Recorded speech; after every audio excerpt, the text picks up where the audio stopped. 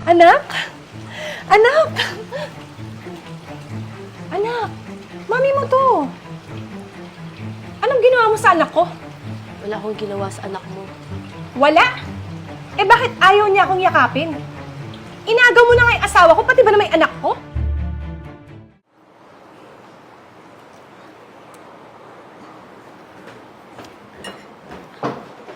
Wow, ang sarap! Sino po yung nagluto? Ikaw po? Puti, naalala niyo po yung favorite ko. Hindi anak eh. Luto yan ni Tita Eya mo. Sinabi ko sa kanya na paborito mo yan. Nako, Denise, buti na lang nagustuhan mo yung luto ko. Para sa'yo talaga yan eh. Salamat na lang po, pero busog na po pala ako. Excuse me. Oh, saan ka pupunta?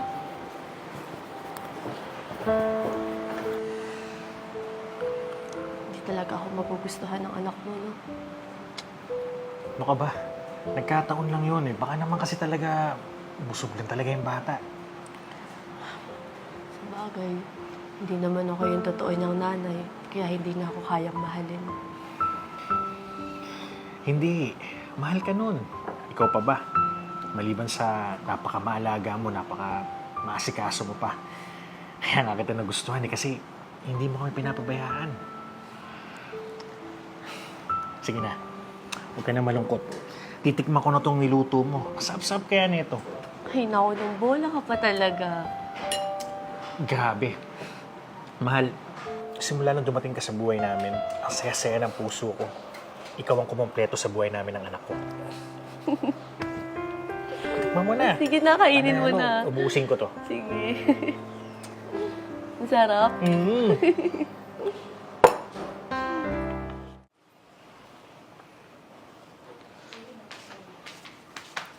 Denise, anak, dinalhan kita ng maiinom. Mukhang kanina ka pa dyan eh.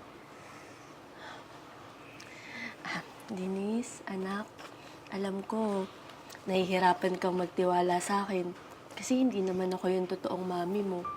Pero gusto ko lang malaman mo na totoo ko kayong mahal ng papa mo. Bakit? Ha?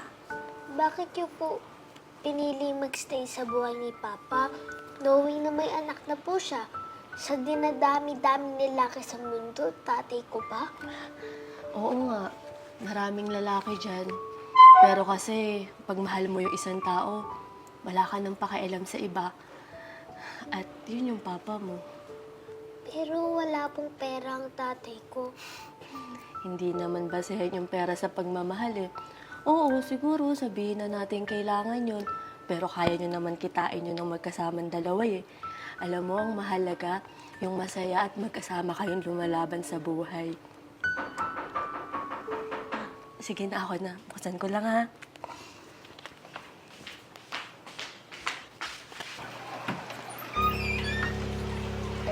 Oh, nandito ka pa pala?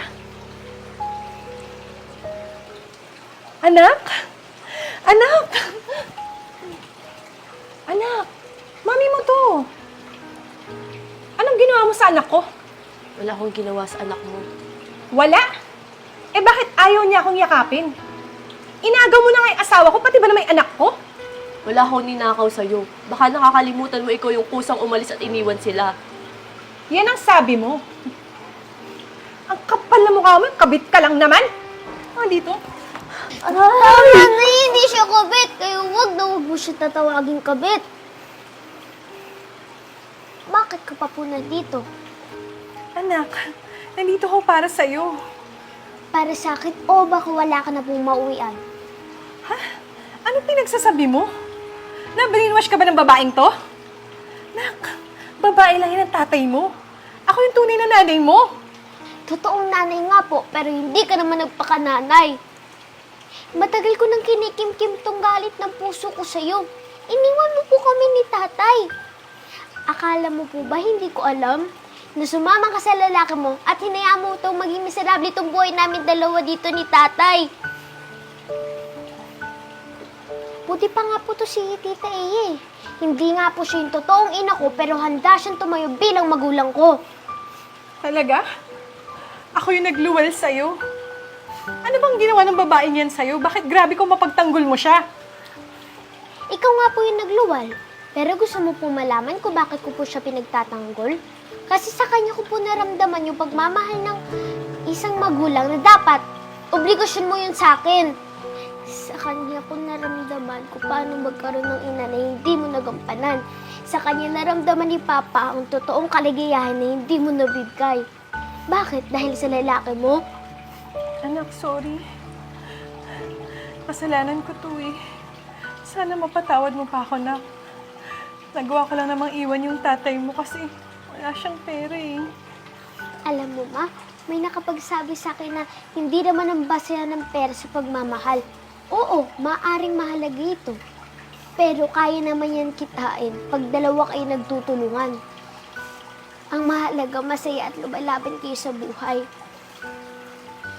At sa pag-iwan mo sa amin dalawa ni Papa, hindi pagmamahal yun, Ma. Pagsasarili yun kasi makasarili ka. Kaya pwede ka nang umalis.